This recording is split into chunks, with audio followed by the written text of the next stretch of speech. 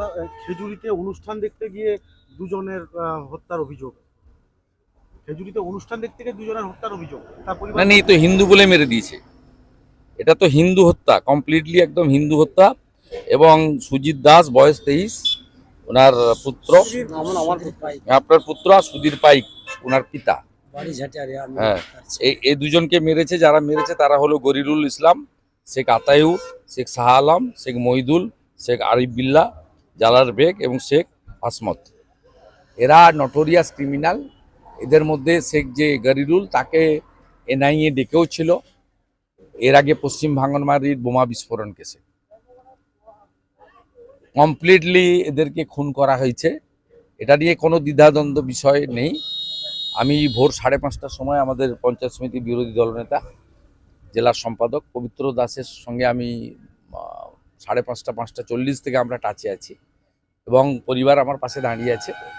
পরিবার পরিষ্কার murder case, এদেরকে যতক্ষণ না তুলছে কোনো এই বিষয়ে কম্প্রোমাইজের কোনো জায়গায় পরিবার নেই।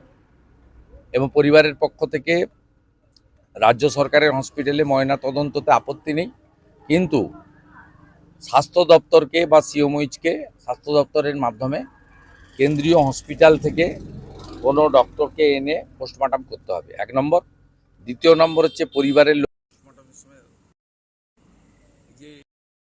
যে আপনার মুখে রক্ত, মাথায় দাগ, আপনার বাবাকে দেখতে দিয়েছে। হসপিটালে যখন এসেছিলাম কি ছেড়া আছে? হ্যাঁ, দাগ আছে। তো দেখুন, একদম কমপ্লিটলি বাড়ির লোকদের বক্তব্য দেখুন, এই হিন্দু বলে খুন করেছে, ছাড়া হবে না। বেলা 12টা থেকে খেজুরি জুড়ে বিক্ষোভ হবে, 1 ঘন্টা, 12টা থেকে 2টো পর্যন্ত। এবং আগামী সোমবার দিন খেজুরি সমস্ত হিন্দু সংগঠন, মন্দির কমিটি, পূজা কমিটির পক্ষ থেকে খেজুরি বন্ধ রাখা হচ্ছে। জাতীয় সড়ক, যেহেতু দীঘার টুরিস্টরা যায়, জাতীয় সড়ক এই বন্ধের আওতার বাইরে থাকবে, সর্বাত্মক বন্ধ করা হবে। এবং আমি নিজে বন্ধের সমর্থনে জনকা থানা থেকে বিদ্যাপীঠ মিছিলে নেতৃত্ব দেব।